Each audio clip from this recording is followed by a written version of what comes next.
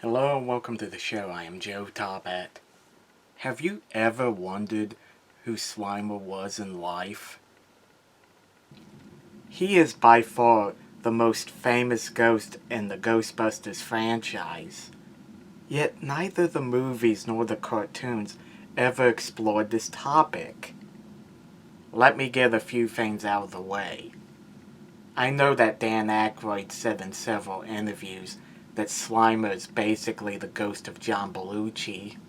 I'm not taking that into consideration because that's behind the scenes info and not something that's ever explored in any of the Ghostbusters stories. I also don't want to explore any fan theories on who he is. The purpose of this video is to explore the times when Ghostbusters actually tried to answer who was Slimer. I'm mostly going to talk about comics because that's where they mostly explore this topic. So with that out of the way, let's begin. Even though the real Ghostbusters never explained who was Slimer, it wasn't for lack of trying. In their commentary on Halloween 2.5, husband and wife writing team Dennis McCoy and Pamela Hickey revealed that for many years they pitched the idea of Slimer becoming human. Slimer was going to be a short man, standing about 4'11", and overweight with clothes that didn't fit him. Lynn Jansen, one of the show's producers, writers, and story editors, loved the idea.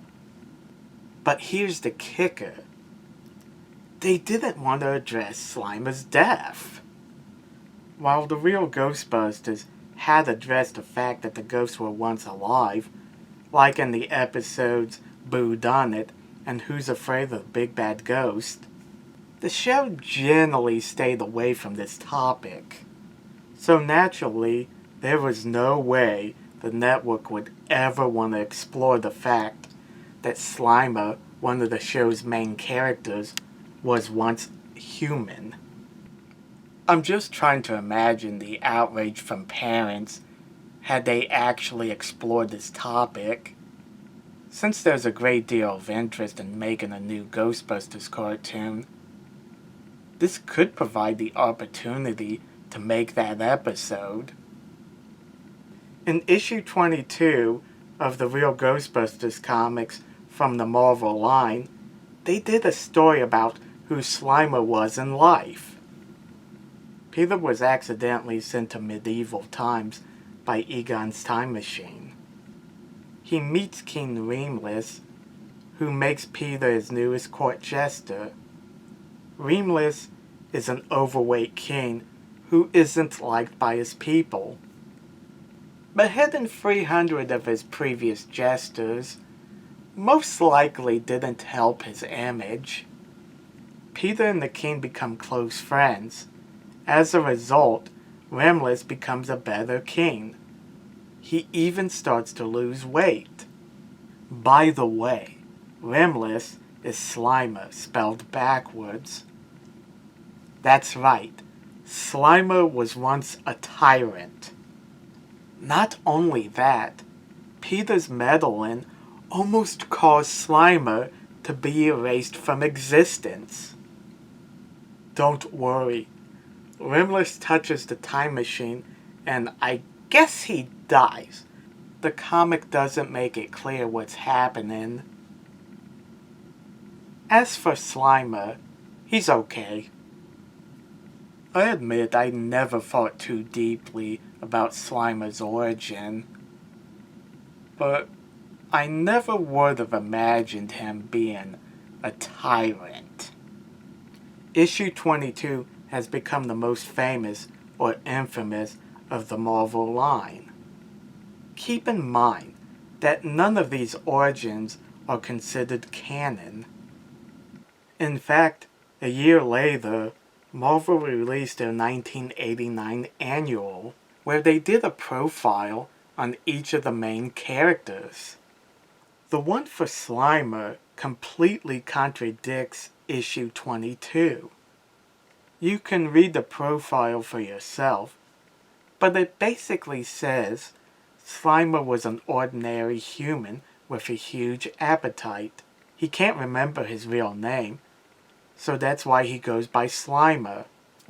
Notice how each of these depictions of Slimer as a human being shows him as a fat guy who loves food. That's pretty consistent with what we know about Slimer. However, the Ghostbusters role-playing game gave a different depiction of Slimer's origins.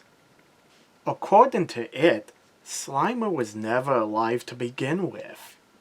He was a spirit conjured up by a cult, most likely the cult of Gozer.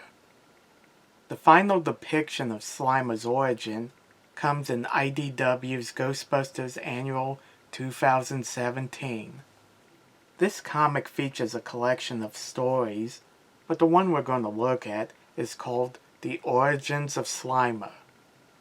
Unlike everything we looked at so far, this story explores different theories of Slimer's origin, rather than giving a definitive answer on who was Slimer.